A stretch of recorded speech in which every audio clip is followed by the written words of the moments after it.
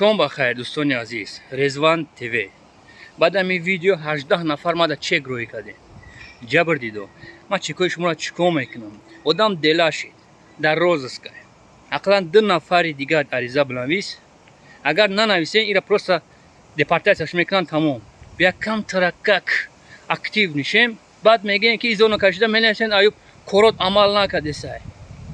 یه نفر کم است. خواهشتون میکنم. مردم گفتن تو آخیرا میریم و همون بخاطر رانیوی در روز بتیم اتکاز میکنین نکنین اینطوری و آینده ملت فکر کردن در کار است 2 نفر دیگه ببرو علاقه ده خواهشتون میکنم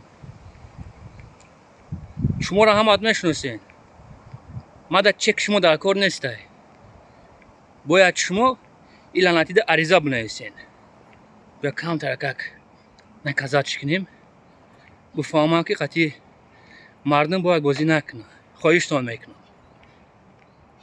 هموطنان عزیز عریضه نوشتن در کارای 2 نفرگی علاقه ده ببرو واتساپ در روی اکران